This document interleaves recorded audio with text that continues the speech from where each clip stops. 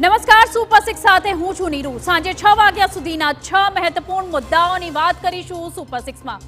તો વાત કરવાની છે સુરત નગરપાલિકાને થઈ રહેલા આર્થિક નુકસાનથી લઈને કૌભાંડી ભૂપેન્દ્રસિંહ ઝાલાની વૈભવી લાઇફસ્ટાઇલની।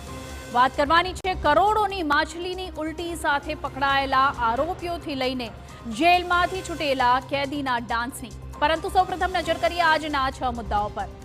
તો સૌપ્રથમ આજે વાત કરવાની છે સુરત સિટી બસમાં રૂપિયા તો લેવામાં આવે છે પરંતુ ટિકિટ નથી આપવામાં આવતી।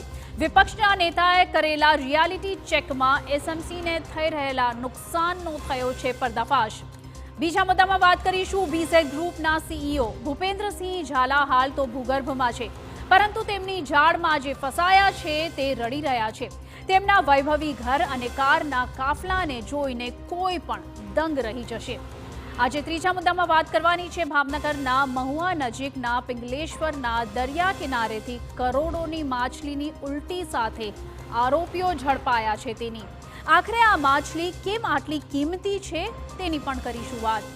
ચોથા મુદ્દામાં વાત કરીશું નવસારીના શિક્ષક દંપતીના વાયરલ વિડીયોની, જેમના પર આરોપ છે કે તેઓ લોકોને ફોસલાવી કરાવી રહ્યા છે ધર્માંતરણ। તેમના વિડીયો હાલ વાયરલ થઈ રહ્યા છે અને હિન્દુ સંગઠનોમાં આને જોઈને રોષ ફેલાયો છે। પાંચમા મુદ્દામાં વાત કરીશું એક એવા કેદીની જે 9 મહિના બાદ જેલની બહાર આવ્યો અને તેની ખુશીનો કોઈ પાર ન રહ્યો। તે જેલની બહાર આવતા જ કરવા લાગ્યો ડાન્સ। અને સુપર સિક્સમાં અંતમાં વાત કરવાની છે પંજાબના એવા બે ભાઈઓની જેઓ એક જિસ્મ બે જાન છે। તેઓ કાર પણ સાથે ચલાવે છે, સોંગ પણ ગાય છે।